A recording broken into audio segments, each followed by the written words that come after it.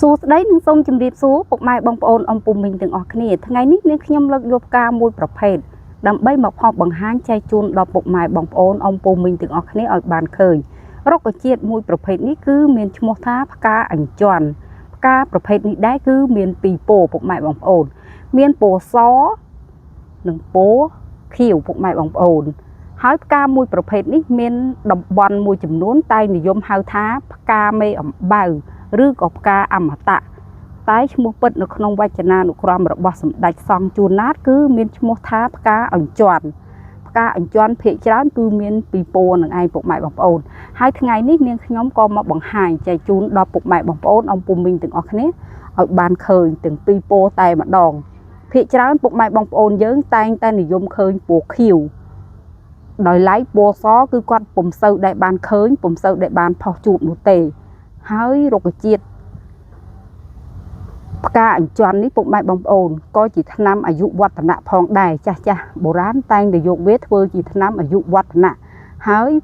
យើងប្រើទាំងពីរពណ៌ទៅមានប្រសិទ្ធភាពខ្ពស់ពុកម៉ែបងប្អូនថ្ងៃនេះនាងខ្ញុំមកបង្ហាញឲ្យពុកម៉ែបងប្អូនអំពុំមីងទាំងអស់គ្នាបានឃើញអំពីពណ៌សប៉ុន្តែពុកម៉ែបងប្អូនភាគច្រើនពណ៌សគឺមានតែមួយជាន់ទេមិនមានច្រើនជាន់ដូចជាពណ៌ខៀវទេ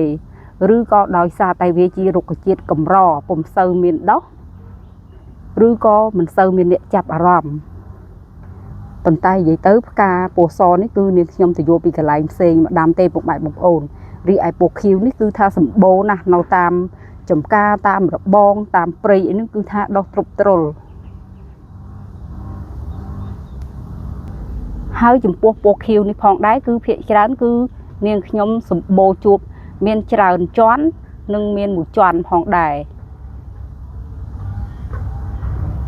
ហើយផ្កាអញ្ចាន់នេះពុកម៉ែបងប្អូនយើងអាចយកមកបរិភោគបានយើងអាចធ្វើជាតែដើម្បីឆុងផឹកក៏បានដែរ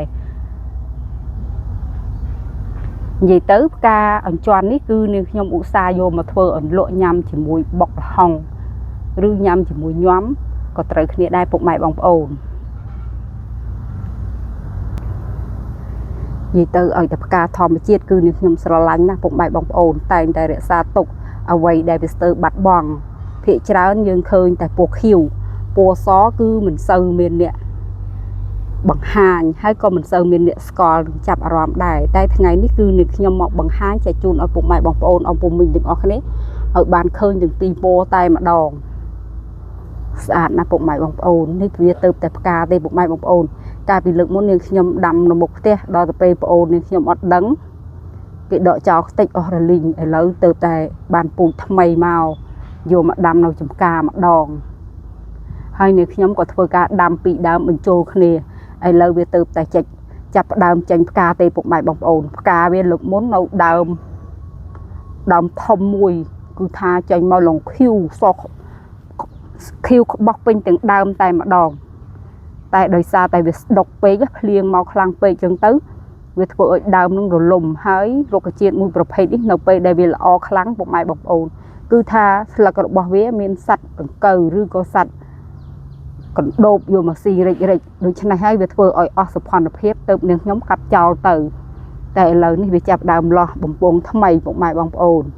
គឺថាផ្កាស្អាតមែនទែនតែម្ដង